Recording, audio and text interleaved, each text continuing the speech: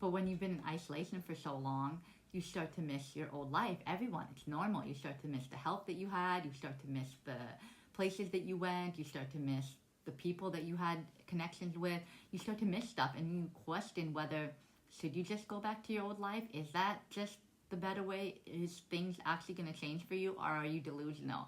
But that's when you have to keep the faith and have patience and be like, no, that old life doesn't exist. That old version of me doesn't exist anymore. There's nothing to go back to. And you will be faced with new tests, like to see whether you are the old version or not. Like, say if you start dating again, like you have to be wary of, or even though you're on a new frequency, there'll still be tests of the universe will send you to see, are you really on this new frequency? Are you sticking on this path? And they'll test you with people that are on your old frequency that don't align with your values and morals. So it's like, that's why patience and taking your time with people matter. That's why going from 0 to 100, just going, even if you have chemistry and compatibility with someone, still you have to take your time to get to know that person, see if your values align, see if you want the same things for the future, see if you want to live in the same places. Like, all of these things matter, because then you just get your heart broken because you didn't see where that person was at. Like, even the trauma, like, was there trauma? Were they just coming out of a relationship? Were you a rebound? Like, all of these things factor in. Like, our body's a vessel. We let people into it, around us, anything, their energy drains us, affects us, and can either uplift us or bring us down. So it's like really important to see and get to know someone and build the trust with someone to see if they really align with you and where they're at in their mindset, in their healing journey, to see if they're ready and capable to be the partner that you need and desire. That's why patience is so crucial, and that's what you learn to develop when you're on this healing journey, because you need patience in all areas of your life. Patience to trust that the Creator is going to give you everything that your heart desires, everything that you've been praying on. As long as you take aligned action to get there, the universe is going to make it happen to you. Patience in relationships, to get to know each other, to build that friendship, to build that solid foundation, to see, are you two really aligned on all levels. Patience in your career, like we always say, go with the flow. Everyone says it. I say, go with the flow, be present. That's what we say. But what does that really mean? Because it's like, when we go with the flow, sometimes we can make impulsive decisions if we're not healed and we're acting from a place of desire, let's say, right? You're in a situation where you have extreme chemistry with someone, and then you go with the flow, you go with the next move, and you end up in a situation where you regret and you feel diminished because you acted from a place of impulse and going with the flow. And then go with the flow is similar to acting on your highest excitement. That's what Bashar says. Act on your highest excitement. And every moment, make sure you're acting on your highest excitement. But it's like we say these blanket terms without really entailing what that means. So, for example, your highest excitement could be eating a whole tub of ice cream or a whole box of cookies. And that was your highest excitement in that moment. And then you feel like crap after. But you still, if you choose to, you can learn from that mistake and say, no, I'm not going to do that. So I think if it's something you've never experienced before, like a side effect that makes you feel bad after, then yeah, I guess for us to learn, we need to act on our highest excitement or go with the flow so that we know in the future that this is not a good thing. But if we know something is wrong for us because we've done that before, like what I said, ate a box of cookies and then we feel like crap after, that even though that feels like our highest excitement in the moment, it doesn't mean that we act on it, because we're going to feel regret and horrible, and it's going to ruin our body. So it's like eating vegetables. I'm not a big fan of vegetables, but I know they're good for my body, so I force myself to eat it. So it's like, it's not my highest excitement, but I do it because I know that my body is going to feel replenished and nourished after. So it's like, okay, yes, we can act on our highest excitement moment to moment, but there's going to be choices that we make that don't feel like our highest excitement, but they're good for us in the long run. And then we will feel excited with the results that we feel in our body after.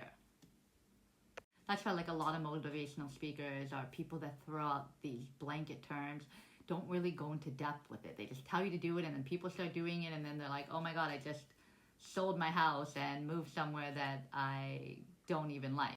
Like, your highest excitement can be that your toxic ex calls you and you feel that excitement and that desire for that person, so you go and you be intimate with them, and the same thing happens and you fall into this rabbit hole of feeling shame, guilt, all of these things. So it's like you acted on your highest excitement, but it ended up being something that was detrimental towards you. Even though everything, there's a lesson to be learned, but if you're making the same mistake over and over, then it's like you already knew the consequences of that decision because you've experienced it before. So it's not like something the first time that you're doing and you're like, oh, okay, that was a learning experience, I'm not going to do that again. No, you put your hand in the fire like hundreds of times and you knew that it wouldn't be beneficial towards you, but because you acted on your highest excitement, you decided to go down that path, even though if it was detrimental. So that's why some of these terms are just blanket terms that we really have to dissect.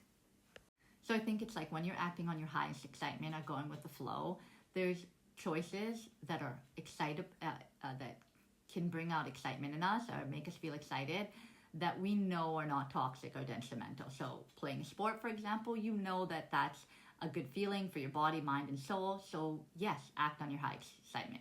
Playing with your kids, you feel good that you spent quality time with them.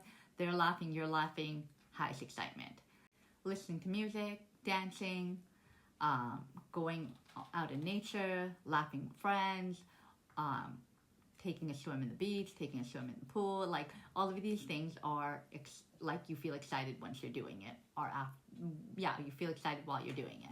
So yes, those things you can act on your highest excitement. Working on your passions, you feel passionate about something, writing, painting, any of these things, do them. You feel excited and you feel energy after. And the same can be said about toxic stuff. Smoking trees, that feels amazing, you feel calm, you feel relaxed, you're laughing, all that, those things. So that can be considered your highest excitement, but what it does to your mind, body, and soul after, it's detrimental, it makes you emotionally unstable. All of these things end up diminishing you instead of building you up. So you acted on your highest excitement, but then there was detrimental side effects towards it. Just like getting drunk with friends, like going out, getting drunk with friends, and you're having a good time, you're dancing, and then you're just putting poison into your body, so you feel like crap the next morning, or when you come home, you feel sad, and you're drunk dialing your ex. So it's just like all of these things that, it might feel good in the moment, but then what are the repercussions and what's detrimental after that? So is that really acting on your highest, like it could be acting on your highest excitement, but there's consequences that come after that. Even if you learn the lesson, still consequence. So it's like sometimes we're going to act on our highest excitement, but it's a mistake, right? And we're going to have to put our hand in the fire 100 times before we learn from that mistake where I had enough and I don't want to do this anymore. And once you've gone on that path of change and that spiritual awakening and you've gotten rid of those substances, then to go back to that even for a second, even for one sip or one glass or one toke, you're just going to put yourself in a state where you take yourself farther away from your timeline and you really feel crap. So it's like what should really be said is like go with the flow, act on your highest excitement if it's a healthy choice. If it's something you've never experienced before, then you don't know if it's a bad choice or not. Some of things we know, whether it's like if we do hard substances, then we already know based on other people's experiences and based on what we've learned about them that don't go down that path because that just takes you into a whole different rabbit hole you want nothing to do with, right? So basically, whether it's your highest excitement or going with the flow, just pay attention whether it's a toxic decision and it's going to end in something that you feel guilty, shameful, or detrimental after. If you've experienced it before, you know what you'll feel after. If you haven't experienced before and you need to dip your hand in the fire to learn and not do it again, then dip your hand in the fire to learn, because there's a lesson within that will help you grow and change as a person.